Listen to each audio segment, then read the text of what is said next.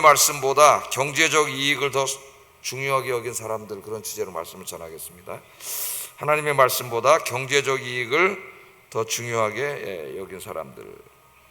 오늘 본문은 어제하고 역사적 상황은 같습니다. 바벨론이 이제 쳐들어와서 예루살렘 성을 포위하고 있을 때 일이고, 예레미야 32장 33장에 그 예레미야가 시위대 뜰에 갇혔을 때보다는 조금 더 이른 시기라 그랬죠. 빠른 시기에 있었던. 그러니까 왜냐하면 본문을 읽어보면은 시위대 뜰에 아직 갇히기 전임을 알 수가 있어요. 조금 이른 시기라고 어제 말씀을 드렸습니다. 오늘 말씀을 들으면서 우리의 삶을 움직이는 강력한 동인이 경제적인 이익이 아니고 하나님의 말씀이 되기를 주의 이름으로 축복합니다. 하나님의 말씀이면 우리가 행동하고 움직여야죠. 그죠? 자, 오늘 본문을 읽어보면 어떻게 보면은 맨 처음에 이렇게 읽다가 깜짝 놀래요. 굉장히 은혜로운 것 같은 이야기가 나옵니다. 이 시드기야 왕과 예루살렘의 권세 있는 자들이 하나님의 율법의 말씀에 순종을 해서 노예들에게 자유를 주는 이야기예요. 종들에게 자유를 주는 이야기가 나옵니다. 우리가 깜짝 놀라죠. 하나님 말씀을 일도 듣지 않던 이들이 갑자기 어느 날 예루살렘 성이 포위되어 있는 가운데서 그것도 자기들의 경제적 이익과 상당히 연관되어 있는 이 종에 관한 규례를 갑자기 지키고 종들에게 자유를 주는 얘기가 나와요. 이 시드기야가 이 노예에 관한 율법의 말씀들에 기초를 해가지고 이 노예 해방 조치를 취하게 됩니다. 그것도 성전에서 했다는 말은 하나님 앞에서 했다는 말이죠. 하나님 앞에서 오늘 말씀을 보면 언약을 맺어요. 이제 짐승을 둘러 쪼개고 그 사이로 지나가는 이런 언약식을 갖고 모든 백성들이 보는 앞에서 이제까지 지탱해왔던 종에게 자유를 주는 이런 조치를 취하게 됩니다. 도대체 왜 갑자기 뜬금없이, 그것도 바벨론 군대가 예루살렘 포위하고 있는 이 때에 이런 조치를 취하게 됐을까요? 시드기야가 일시적으로나마 회개했을까? 맨 처음에 여기만 읽다 보면 그런 생각도 들 때가 있는데 전체를 보면 그게 아니라는 걸 알 수가 있습니다. 자, 한번 생각해 보세요. 지금 예루살렘 성이 포위되어 있는데 예루살렘 안에 있는 고관들이라든가 제사장들이라든가 그 수많은 선지자들이 전부 다 뭐라 그래요? 싸우자 그러죠. 결상전하자 그럽니다. 선지자들, 제사장들은 하나님이 이기게 하실 것이라고 거짓말을 합니다. 하나님 그런 말씀 하지도 않았는데 자기들이 하나님 계시를 받았다고 거짓말을 해요. 또 애굽 왕에게도 어떻게 했어요?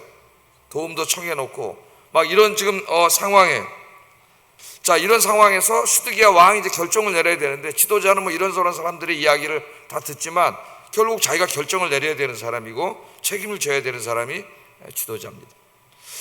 자, 이 상황에서 이제 시드기야 왕이 전면전을 해야 되기 때문에 조치를 취했어요. 두 가지 조치를 취했는데, 첫째는 애굽에 사신을 보내가지고 군사 원조를 요청하는 일. 어제 그건 조금 우리가 살펴봤습니다. 군사 원조를 요청하는 일을 이미 부탁을 해놨어요. 두 번째는 지금 성 안에 있는 모든 사람들을 하나 되게 해야 됩니다. 마음이, 그죠? 분열되면 안 돼요. 지금 포위되어 있기 때문에. 또 특히 예레미야라고 하는 선지자가 와서 항복하는 것이 하나님의 뜻이라고 얘기하고 있고, 그렇기 때문에 이걸 하나 되게 해야 결사항전을 할 수가 있습니다.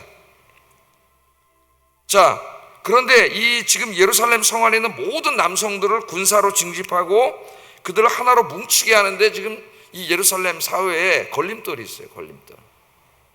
그 걸림돌이 뭐냐 하면은 이 이스라엘 하나 되게 하는 일을 맡고 있는 일인데, 그게 바로 이스라엘의 종제도입니다. 종제도. 자, 이 본문을 이해하기 위해서는 이스라엘의 종에 관한 하나님의 율법의 말씀을 알아야 되고, 이 시대에 이들이 이 말씀을 지켰는지 안 지켰는지를 우리가 알아야 됩니다. 출애굽기 21장과 신명기 15장에 보면은 그 종에 관한 규례를 주셨어요. 특별히 그 이스라엘 같은 민족으로서 어떤 그 일이 생겨가지고 경제적으로 너무 어렵게 됐거나 뭐 망했거나 이래가지고 어쩔 수 없이 종이 된 사람들이 있습니다. 또 빚을 너무 져가지고 갚을 수가 없기 때문에 자기가 그 집에 종이 된 사람들도 있어요. 자, 이처럼 자기 동족 이스라엘 백성들을 종으로 삼았을 때 하나님이 그 규례를 주셨습니다. 분명히. 자, 출애굽기 21장 1절 2절 한번 읽어보겠습니다. 시작. 그는 6해 동안 섬길 것이요 7째 해에는 몸값을 물지 않고 나가 자유인이 될 것이며. 히브리인 즉 이스라엘 민족 동족을 종으로 삼았을 때는 영원한 종이 될 수가 없어요.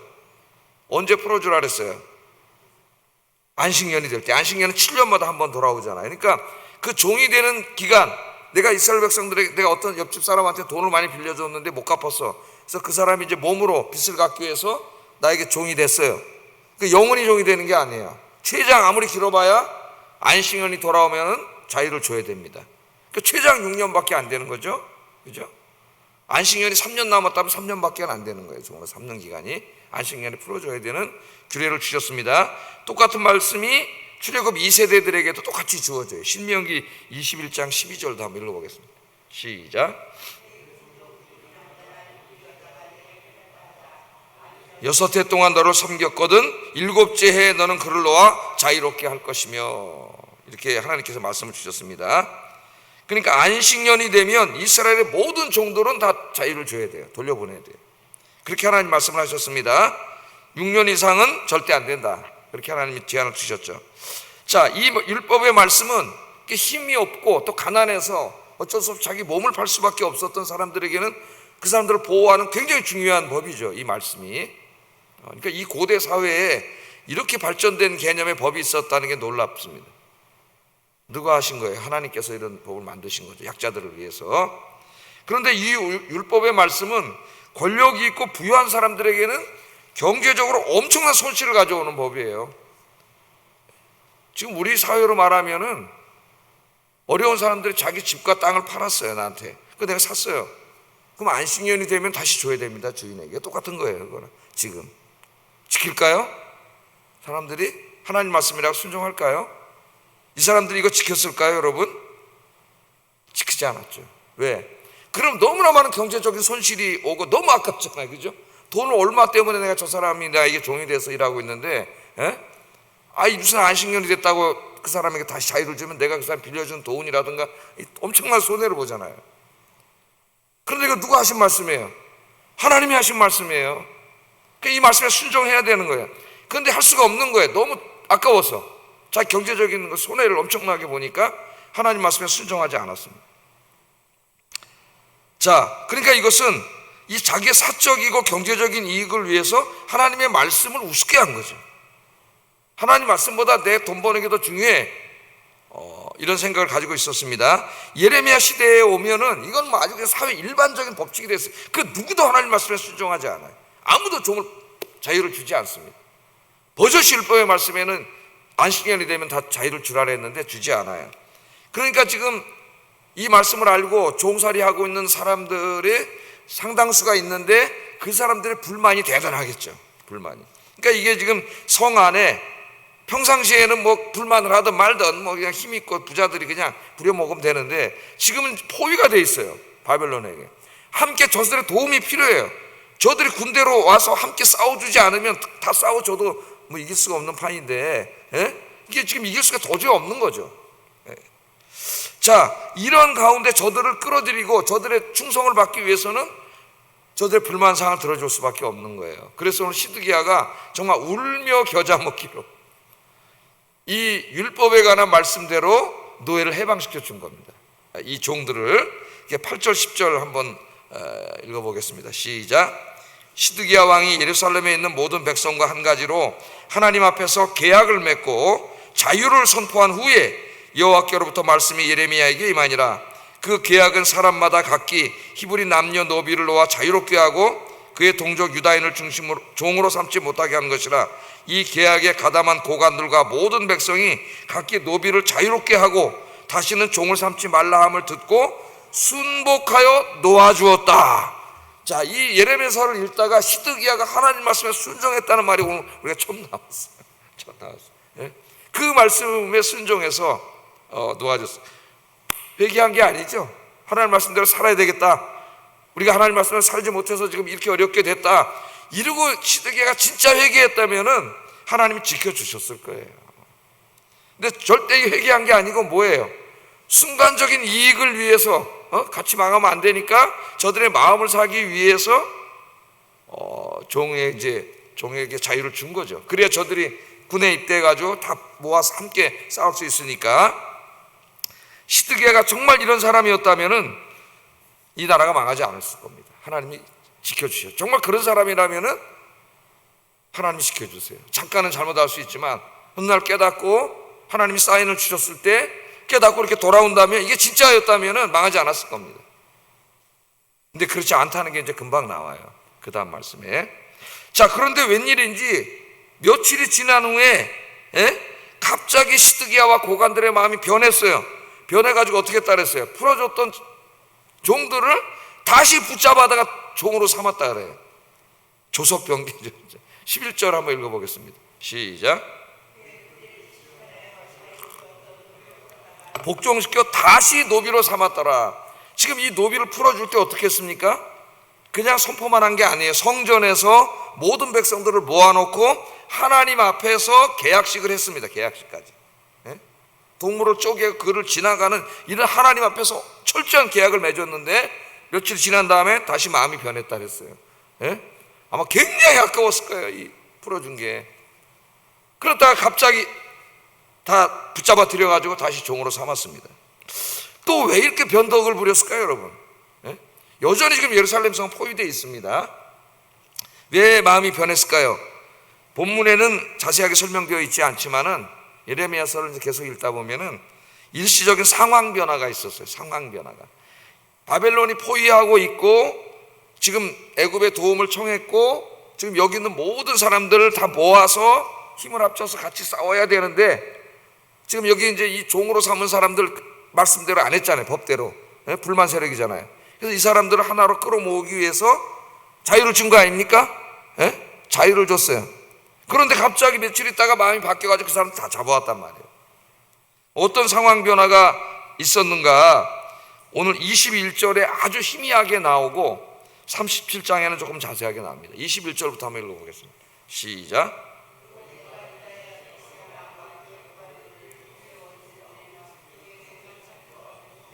떠나간 바벨론 왕의 군대의 손에 넘기리라.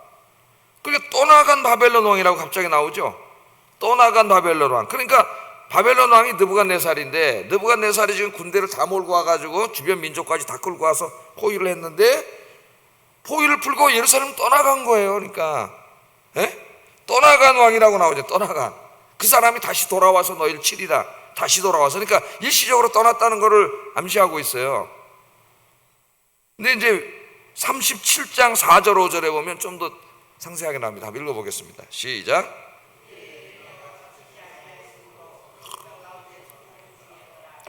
바로의 군대가 애굽에서 나옴에 예루살렘을 에워쌌던 갈대아인이 그 소문을 듣고 예루살렘에서 떠났더라. 그러니까 지금 이제 포위를 했는데 종들에게 자유를 주고 이제 그 사람들의 마음을 얻어서 싸우면서 애굽의 원군을 기다리고 있는데 갑자기 애굽에서 도와줄게 했다 그랬잖아요. 그리고 애굽의 군대가 출병을 한 거예요. 애굽의 군대가 이리로 오려고 출병을 했다는 소식을 듣고 느부갓네살 왕이 깜짝 놀라가지고 이 군대를 포위를 풀고 애굽을 치러 일단 간 거예요. 지금. 그러니까 시드기야가 딱 지켜보고 있는데 애굽에서 도와주러 온다는 소리가 들려와. 소식이 들었어요.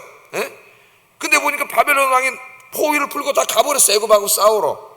그러니까 여기서 이제 한껏 고무가 된 거죠. 야, 이제 이게 다시 자유가 왔구나. 다시 이제 우리가 살게 됐구나. 그렇게 된 줄 알고. 그러니까 뭐가 아까워졌어요? 그 다음에 뭐가 아까워졌어요? 일시적인 평화가 오니까 괜히 종들을 풀어줬네. 이게 갑자기 다 아까워지잖아요. 괜히 풀어줬네. 이거 저기 돈이 얼만데 이게. 그래가지고 다시 붙잡아다 종을 삼았다는 거예요. 하나님 앞에서 언약식까지 해놓고 18절 이하를 보세요. 여러분. 20절까지 어떻게 이 사람들이 계약을 맺었는지. 종을 풀어줄 때 송아지를 둘로 쪼개고 그 두 조각 사이로 지나매 내 앞에 언약을 맺었으나 그 말을 실행하지 아니하며 내 계약을 어긴 그들을 그 송아지 두 조각 사이로 지난 누가 지나갔어요? 유다 고관들, 내시들, 제사장들까지 지나갔어요. 그리로. 왜 지나갔을까? 약속을 반드시 지킨다는 거잖아요. 자유를 줬는데 변덕 부리지 않고 우리가 반드시 지키겠다 하나님 앞에서. 그래서 짐승을 쪼개고 그 사이로 지나간 거는 약속을 안 지키면은 우리도 쪼개져 죽겠다 그 말이에요. 하나님 앞에서 한 겁니다. 이게 언약식 할 때 그렇게 한다 그랬죠. 아브라함도 짐승 쪼개고 지나갔죠. 하나님이 쪼개고 하나님이 지나가셨어요, 창세기에서는. 그래서 하나님이 그 언약을 지키기 위해서 자신의 십자가에 자신의 몸이 쪼개진 거예요. 그 언약을 지키지 않으면 그 몸이 쪼개지는 거예요. 그래서 하나님이 너희를 쪼개리라, 하나님 너희를 쪼갠다 그래요. 이렇게까지 해놓고 상황이 살짝 바뀌어서 조금 좋아지니까 아이고 내가 언제 그랬냐, 마음이 변하고 너무 아까워, 조금 아까 다 풀어준 종들이, 그래서 그걸 다 다시 잡아들였다는 거예요. 하나님께서 이 광경을 보고 진노하셨습니다. 진노. 하나님을 완전히 조롱하고 모욕하는 행위죠. 그러니까 똑같은 경우는 아니지만 우리 비슷한 일 할 때가 있습니다. 좀 힘들고 어려운 일이 생기면 깨달아요. 아유, 하나님 내 신앙생활 잘못해서 그랬습니다. 이제 열심히 신앙생활하고 봉사하겠습니다. 그 상황이 조금 좋아지면 언제 그랬냐는 듯이 또 옛날로 다시 돌아가는 사람들이 있어요. 똑같은 경우는 아니지만 이런 경우도 넓게 보면 다 비슷한 경우예요. 하나님을 만홀히 여기는 거죠. 조롱하는 거죠. 예? 화장실 갈 때 생각이 다르고 나올 때 생각이 다르고. 예? 하나님이 진노하셨어요. 그래서 이 말씀을 다 하십니다. 하나님이 12절 16절에 보면 길게 말씀을 하셔요. 그러므로 여호와의 말씀이 여호와께로부터 예레미야에게 임하니라. 이르시되 이스라엘 하나님 여호와께서 이와 같이 말씀하시느니라. 내가 너희 손조를 애굽 땅 종의 집에서 인도하여 낼 때에 그들과 언약을 맺으며 이르기를 너희 형제 히브리 사람이 내게 팔려왔거든 너희는 7년 되는 해에 그를 놓아줄 것이니라. 그가 6년 동안 너를 섬겼은즉 그를 놓아 자유롭게 할지니라 하였으나 너희 손조가 내게 순종하지 아니하며 귀를 기울이지도 아니하였도다.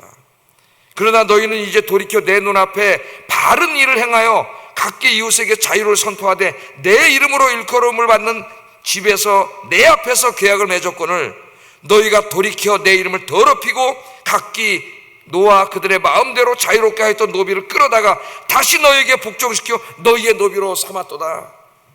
하나님이 진노하셨습니다. 하나님을 완전히 조롱하고 모욕합니다. 그러니까 이 사람들은 자기의 어떤 사적인 경제적인 사리사욕에 따라서 하나님의 말씀은 우스운 거예요. 아무것도 아닌 거예요. 약속은 아무것도 아닌 거예요. 계약을 맺은 거 이런 거 아무것도 아닌 거예요. 필요할 때 그냥 예 해놓고 뒤에 가서는 똑같은 짓을 또 하는 거예요. 타락한 인간의 이 마음속에 뭐가 있어요? 항상 욕심이 있습니다. 욕망, 탐욕이 있어요. 하나님의 말씀에 순종하는데 제일 거리낌이 되는 게 우리 마음속에는 정욕과 탐욕이에요. 예? 여기 한번 붙잡히면은 이 힘이 얼마나 큰지 하나님의 말씀이 무시됩니다. 이 정욕을 이길 힘이 없는 거예요, 우리가. 여러분 늘 기도하면서 주의 말씀 들으면서 여러분 경제적인 이익이라든가 어떤 인간적인 정욕에 따라 움직이는 사람이 아니라 하나님 말씀에 따라 움직이는, 말씀에 순종하는 여러분 되길 주의 이름으로 축복합니다. 어떤 사람도요 자기를 움직이게 하는 강력한 동인이 있어요. 돈을 사랑하는 사람은 그 사람의 인생을 움직이는 게 돈이에요. 권력을 사랑하는 사람은 그 사람의 인생을 움직이는 게 권력이에요. 하나님을 사랑하는 사람은 그 사람의 인생을 움직이게 하는 제일 강력한 힘이 하나님과 하나님의 말씀인 줄로 믿습니다. 여러분 남은 인생을 그렇게 사시기를 주의 이름으로 축복합니다. 하나님이 진노하셔가지고 17절 22절에 보면 길게 하나님께서 말씀을 하셨어요. 길게. 여기 하나님 말씀하신 말씀 보면 내가 너희를 대적하여 칼과 전염병과 기근에게 자유를 주리라, 이런 표현을 썼어요. 그들이 자유를 줬다가 다시 뺏어왔잖아. 그 사람들이 얼마나 절망하고 실망했겠습니까? 예? 평생을 종으로 있다가 자유를 얻었는데 다시 잡아다가 또 종으로 삼으니까. 예? 이제는 내가 칼과 전염병과 기근에게 자유를 주리라, 무슨 말이에요? 그 말을 그대로 패러디해서 하나님이 쓴 거죠. 칼과 전염병과 기근으로 너를 치리라, 하나님이 하신 말씀이에요. 17절 22절을 한번 쫙 읽어보세요. 자세하게 얘기합니다. 그리고 마지막 절에 보라 내가 그들에게 명령하여 이 성읍에 다시 오게 하리니. 누가 다시 와요? 바벨론 군대가 다시 온다. 애굽 군대가 나오다가 돌 기어 들어갔어요. 무서워가지고 올 줄 알았는데 오지도 못하고, 그래서 바벨론 군대가 다시 왔습니다. 누가 그렇게 했다 그래요?